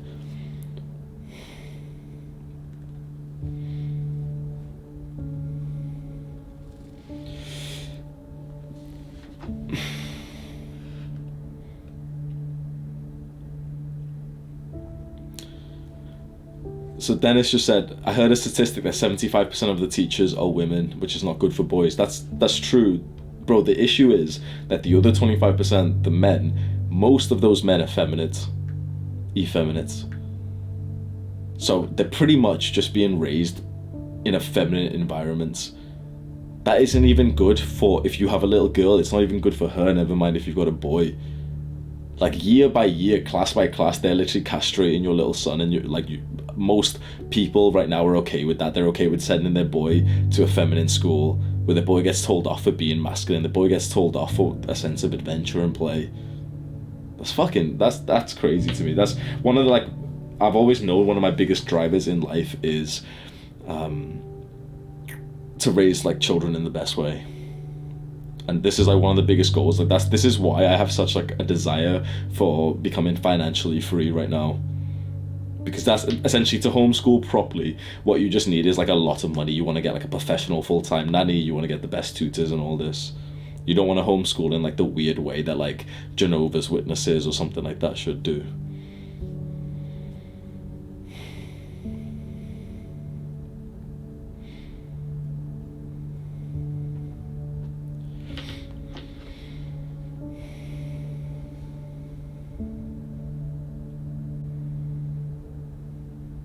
Thank you, FPS. I'm sorry that I just roasted you before. Don't go jack off, bro. Don't reset your fucking nofap streak. Will you raise your kids with religion? Is it inhumane to raise them without religion/community? That's a very good question, bro. Fuck. To be honest, bro, I don't have an answer for that right now. I know that the life of a person of faith is the best case scenario. A lot of people don't want to admit that. Like, I am atheist, right? And a lot of atheists have this, like, they think it's big dick, but we all know it's small dick, where it's like, oh, God isn't real, all this bullshit, right? But the thing is, oh, you know, the religious people are like this, like, oh, whatever. The truth is that religious people on seemingly almost every account do better than atheists. They're happier, they're more fulfilled, they're more socially connected. It's just a beautiful thing to have faith in something bigger than yourself. To not have that leaves people spiritually dead.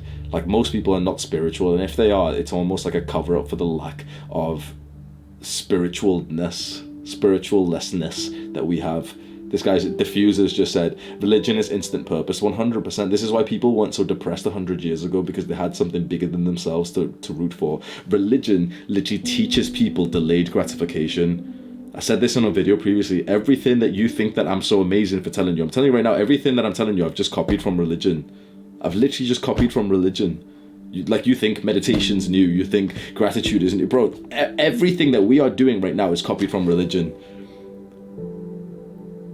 It is absolutely the better way to live. The issue, at least that I have, is that I am not a man of faith. I don't believe in God. I can see the value in doing so, but I can't just suddenly, like, just lie and say, like, oh yeah, like, you know, there is a God, like. So it's a very hard position for me where, like, I kind of want to be religious, but I just feel like I can't.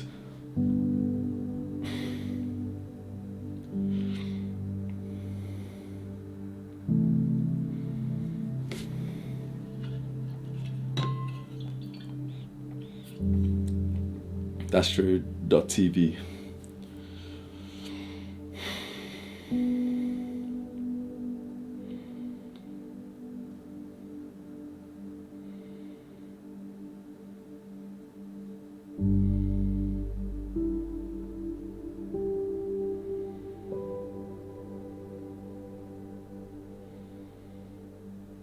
That's a good question, Grand Marquis. I guess, honestly, that's what we're doing right now. We are following a bunch of the rituals and the values that are instilled by religion, but without the faith. That is what we're doing right now. So essentially, that is, at the lowest level, what we would put our children onto. Because pretty much every single guy here would say that, yeah, like, of course, would be encouraging our child to get into self-improvement, to get them meditating, to exercise and stuff, of course. So all of us would essentially be giving them, you know, the values and stuff. But the issue is, like, it is the faith that is the important part.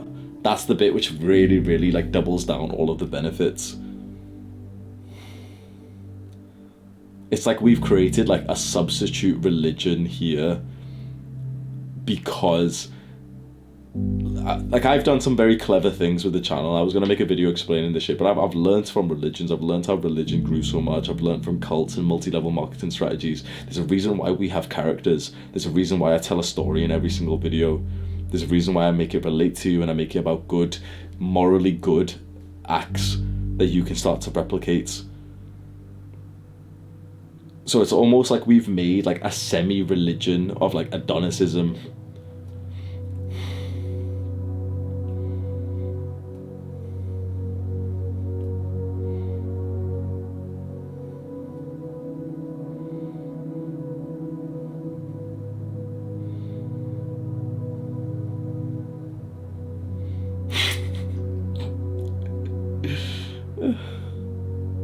Yeah, but Leon, it was in a nice way, though.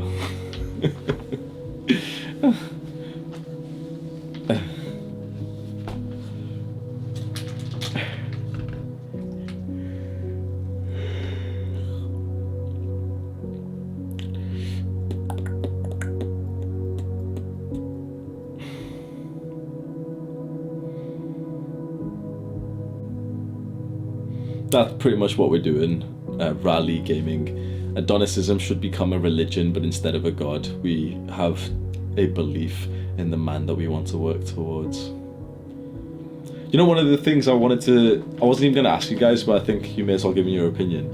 Do you think that, like, the leader, like, the god of this cult that we have here, do you think it should be me, or do you think it should be Adonis? Like, we were thinking about the thumbnails for videos, and I was thinking, what if in the thumbnail, like, we featured Adonis, like Giga Chad, on pretty much every thumbnail? Or should it be me? It's hard for me to say, because definitely on one hand, I want that selfish, like, I want the recognition.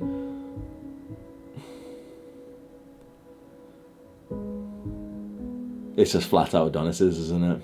Yeah. Yeah, no, it's no offense taken, bro, but I admit that perfectly. I'm hugely away from Adonis.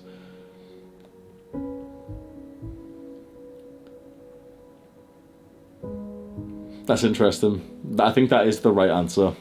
I think my egos doesn't want to admit it, because I want the recognition for my own personal gain.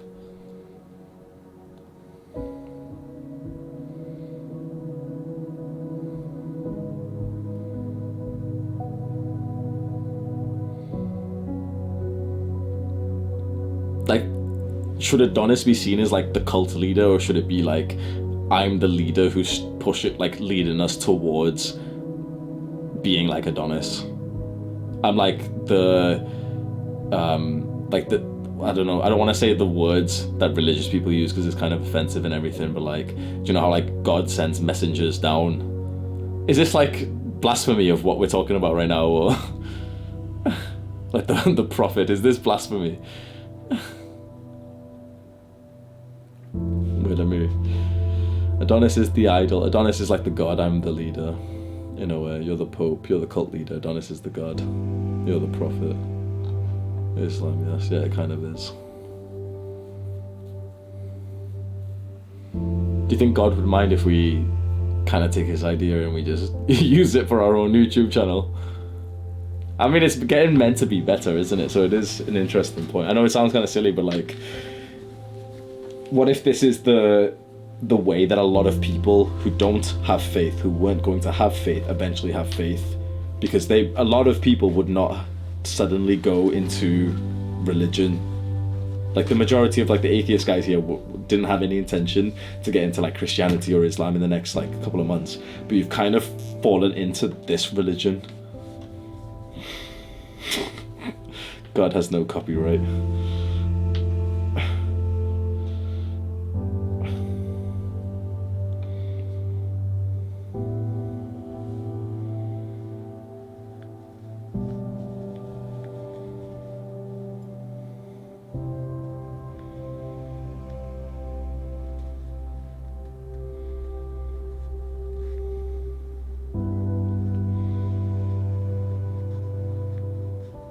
Yeah, 100%. ATXO.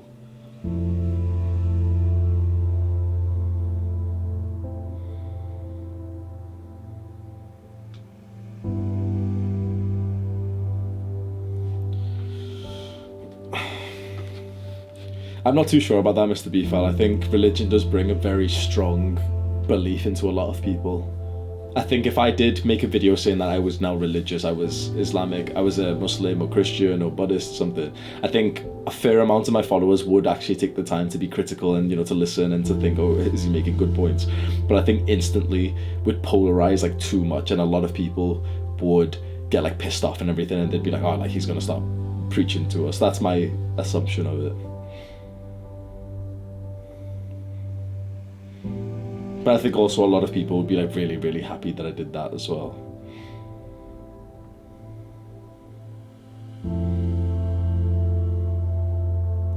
It's very interesting. Like, we are literally making our own religion. Like, I'm trying to like almost tiptoe, not because of political correctness, because I respect people of faith, like like to a huge level. I really respect that shit. And it's not so much that I don't want to offend someone, I just don't want to disrespect someone that I respect. Does that make sense? And so I don't know if this is like blasphemous to say, but like, are we creating like a religion? Is that like, I think it's a good thing, even if we might not be following like the same like religion as other people. Would a man of faith not be happy that we were atheists, but now at least we believe in something? It might not be in the same God as them, but at least we're like becoming good men who are contributing to society, who are like unleashing like the bad vices. We're a lot closer to the religious people through this cult or this religion than we were previously.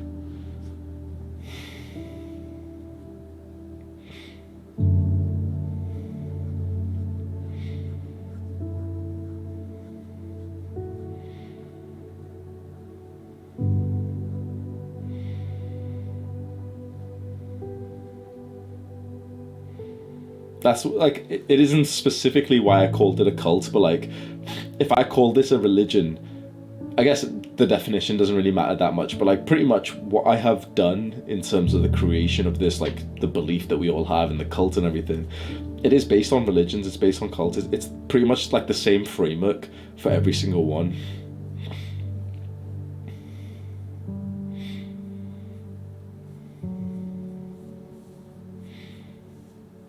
Cult and religion is pretty much the same thing.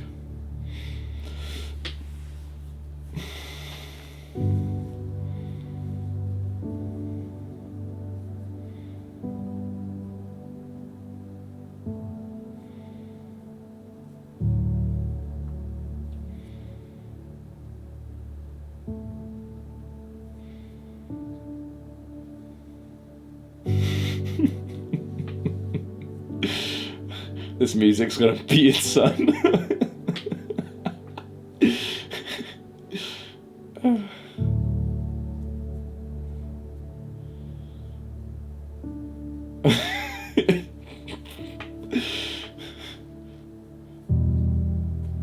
Nah, self-improvement isn't like religion, but this community that we've built is.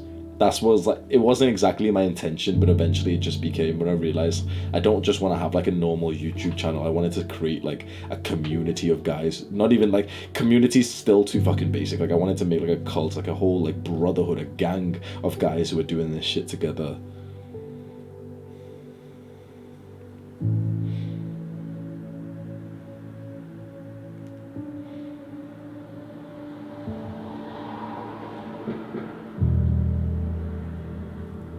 I'm going to make a lot more videos on things like masculinity, gangs and tribes and everything, because that shit interests me the most.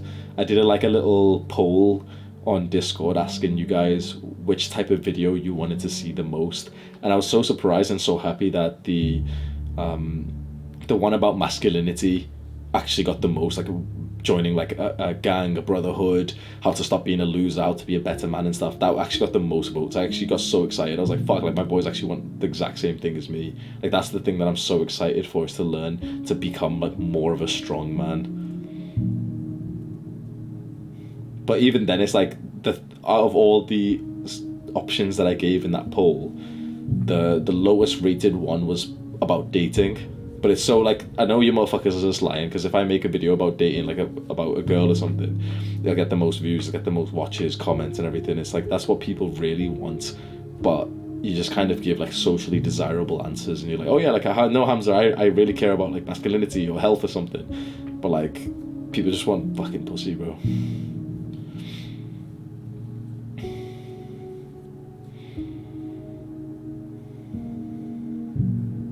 I think it's so incredibly important for you boys to become more masculine and to have that gang around you. Like I'm learning a lot about this. I've been reading more books on masculinity recently, and I think it's one of the most important things is having like good people around you.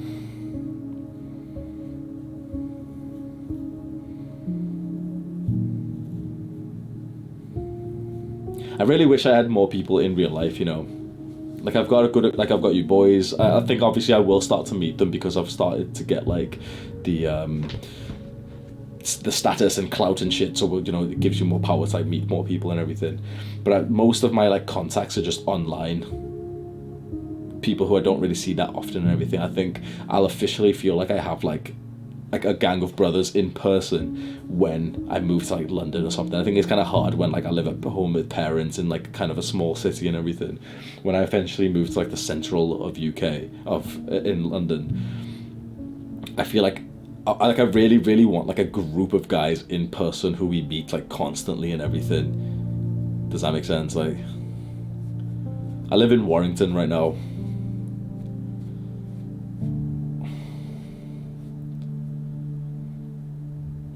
Good night, Eternal Kid Song.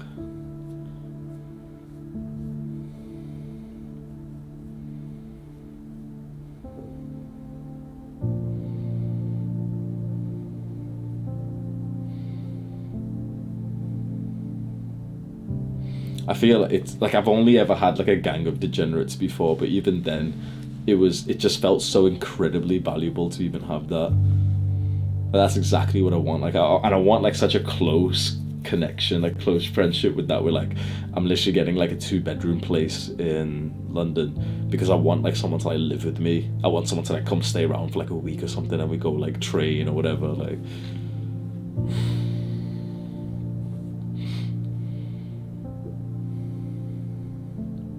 and then Sam just brings this fucking gaming PC setup on the train.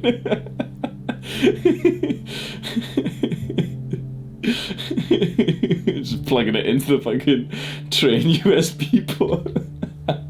Just enters my apartment like clutching his fucking monitor and his keyboard.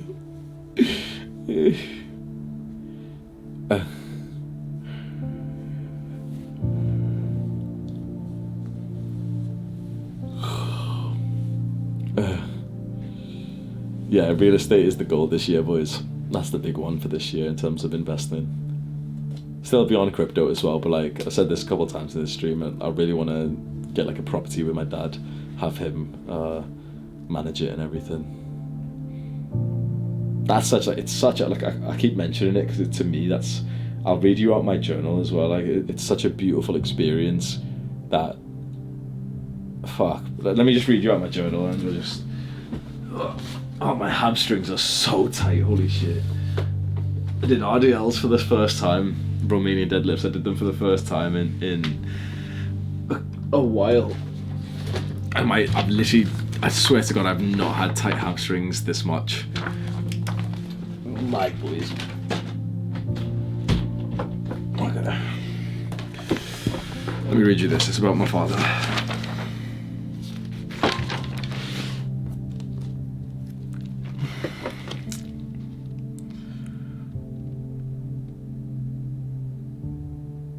Yeah, I'll just read you from the start. It's a bit unorganized because I'm just going through like my own development and everything. So it's titled from, today's Thursday, isn't it? Yeah, it's titled from yesterday. Wednesday the 26th of January. I want more money so that I can help Papa. Papa in Urdu just means father or dad. My feelings are mixed because people I look up to, like Chris from First Man or Wall Street Playboys, say to be selfish, to forget all ties until I achieve success. Have I got to that point? I became self-orientated and built this business up. Now I do have a feeling of abundance. Now is the time to really think about helping Baba just as he has committed his life to me. Is this a desire worth suffering for? Yes. It blows my mind that Baba has worked every day for so long, unhappily, just for us. I couldn't/wouldn't do that. The life I have is so largely due to him. Otherwise, I would have been one of those guys struggling in Pakistan. He could have left. He probably should have. He stayed in an unloving marriage just for his kids.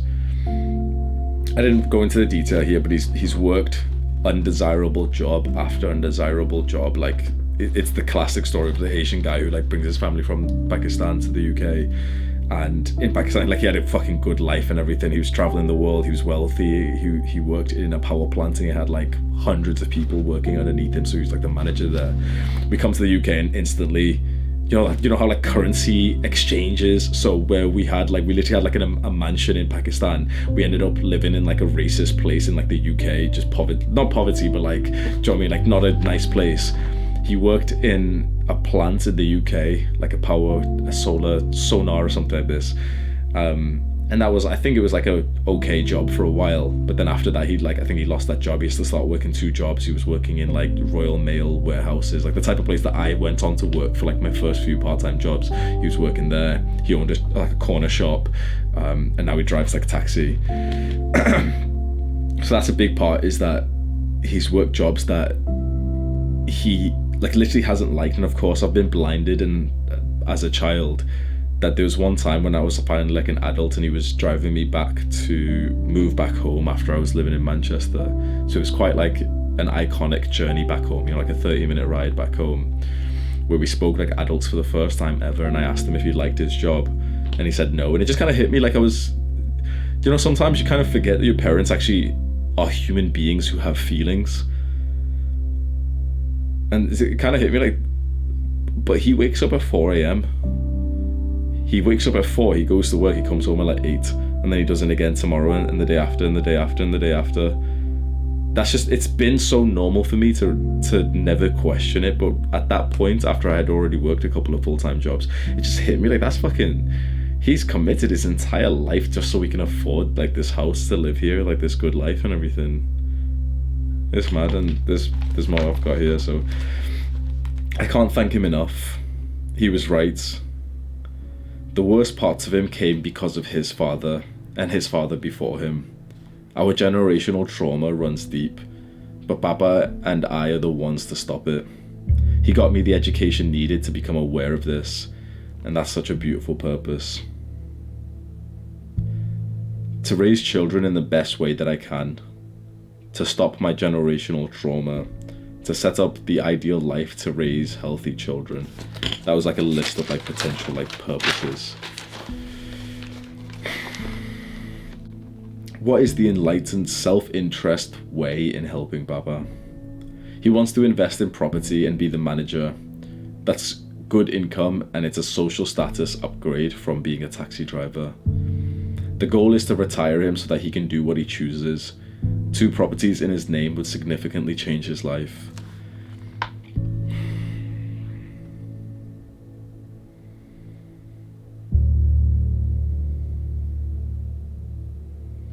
That's like a bunch of like logistic stuff on how we can do that.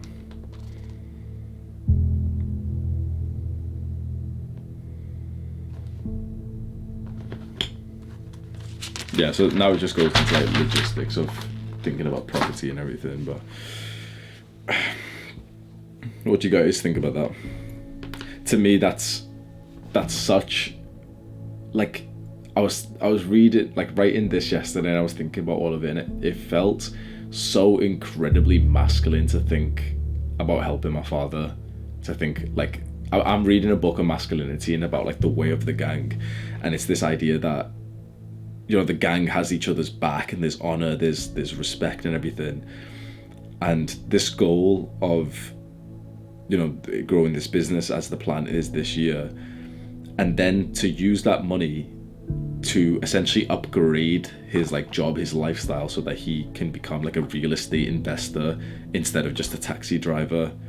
Not only is it, like, sort of easier, not easier, but, like, it's, you know, it's like a better job, like, that he'll probably enjoy more, but it's also, like, I think it's an important social status upgrade, which we shouldn't be chasing status, but there was a time when I spoke to him about his job, and he just kind of admitted that, like, back home people still think of him as, like, you know, the manager and everything, and he meets those guys and he doesn't tell them what he does.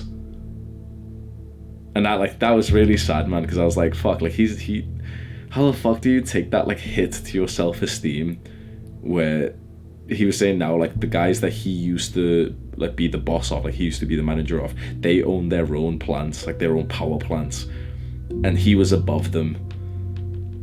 And now when he goes to see them, and, you know, they host parties, and they're like, oh, you know, Shabazz, like, they still think of him as up here, and of course he acts that way, but he doesn't tell them, yeah, back at home I'm a taxi driver.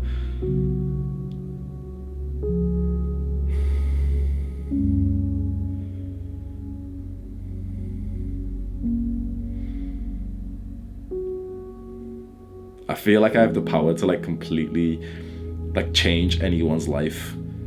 I was actually going to do this video, I planned not to, but there was this video I was going to do, which was, like, the stress and responsibilities that comes when you actually make money. And one of the points is, like, almost within like a click, I can retire whoever I want.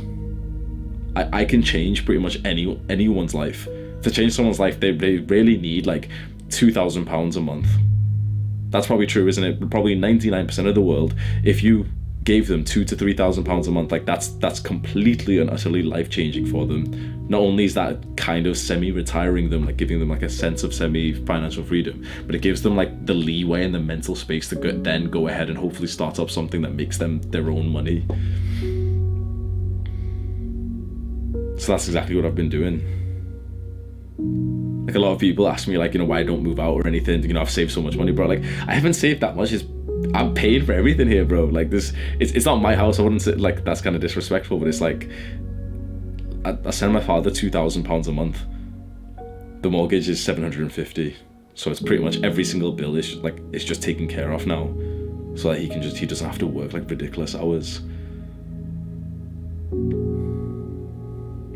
I think there's something beautiful in having the means to do that, and for so long I was so sort of against the idea of, like, making money, thinking it was, like, a bad thing, and, like, I literally made videos saying, like, oh, you know, like, to be wealthy, instead of trying to make money, you should just meditate, and, you know, all this bullshit. But, like,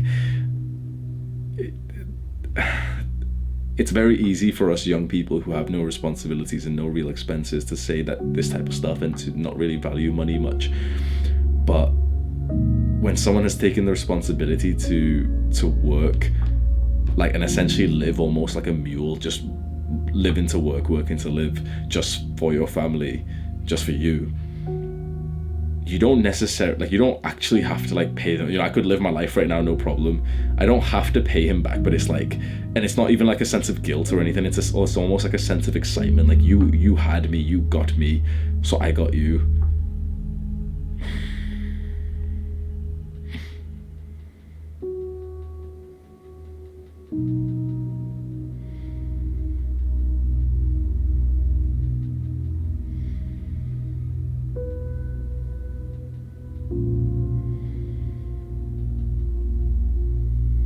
And I want to give you boys some hope, because a year and a half ago I was on benefits. I was getting £302 a month from our UK benefits, which is called Universal Credit. Pretty much, like, everyone seems to get that, right? £302 a month. Every month I make about 70 times that now. From £300 a month on benefits to about 21,000 a month. in 1.5 years. And self-improvement is the only reason why I'm here. I've documented the journey from start to finish. You literally can scroll down right now to the lowest videos where I'm literally on benefits. You can go to the videos where I'm literally working full time and I hate my life and I'm crying on camera and shit. You can see all the proof. I hope that gives you boys some hope. Like, if you can relate to this story, like this rags to riches story, and you want to help your family, you're looking at someone who's doing it.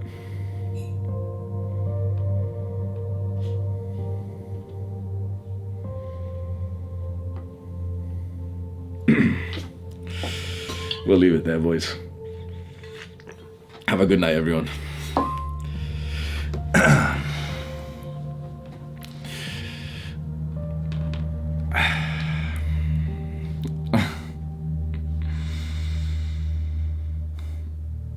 Yeah, let me get ready for the kiss. Everyone, pull your pants down.